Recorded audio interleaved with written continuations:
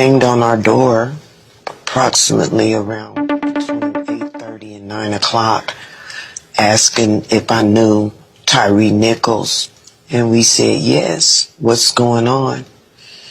He's been arrested. Arrested for what? DUI.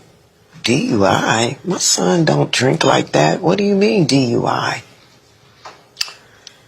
Well, we had to pepper spray him and tase him, so he's being attended to by the paramedics, and we'll send him to the hospital, and then after that he'll go to booking. What? They then asked me, was he on any type of drugs or anything of that nature, because they were saying that it was so difficult to put the handcuffs on him, and he had this amount of energy, superhuman energy. And what they were describing was not my son, so I was very confused. I asked if I can go to the hospital. They told me no. They left. My husband and I, we got in our car and we went to go see if we could find Ty, because he wasn't answering his phone or anything. When I asked them where my son was, they said nearby. Nearby? What is nearby? I got nothing from them. I think now that I'm actually putting things together, I believe they were trying to cover it up when they first came to my door.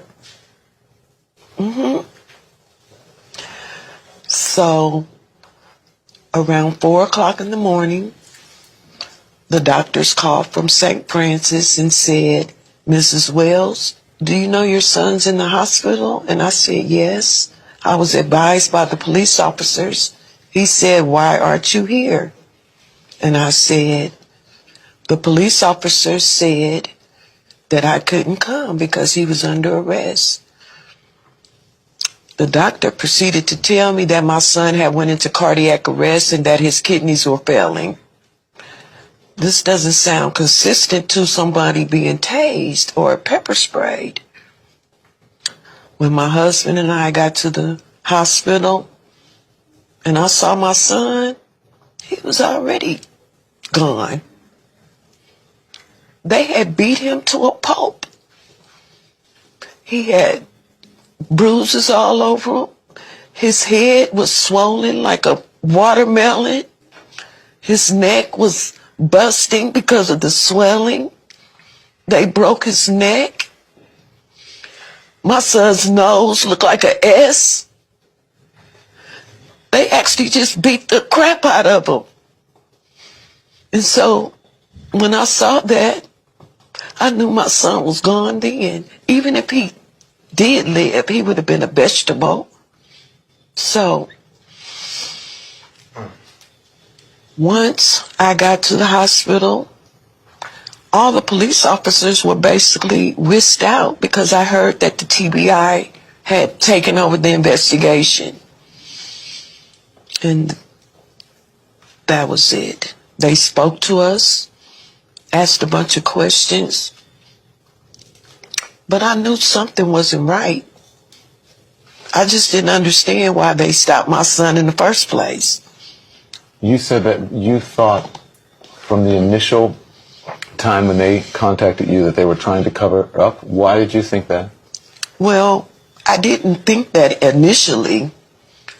As I started getting information, and information was coming to me, because they made it seem like the stop and the start and the stop of the was at a certain location, when actually they were less than 80 feet from my home. You talked about what you saw. Now, I hate to bring this up, but I just have to be honest. You know Emmett Till? Yes. It's reminiscent of that. I haven't seen the video. I'm talking about what you saw when you went to the hospital. Oh, yes. Yes. Yes. That was terrible. Dad, what'd you see? You agree with that? Oh, most definitely. Because I'm the one who took the picture that's being circulated. And I took the picture because he was in such horrific condition. Apartment.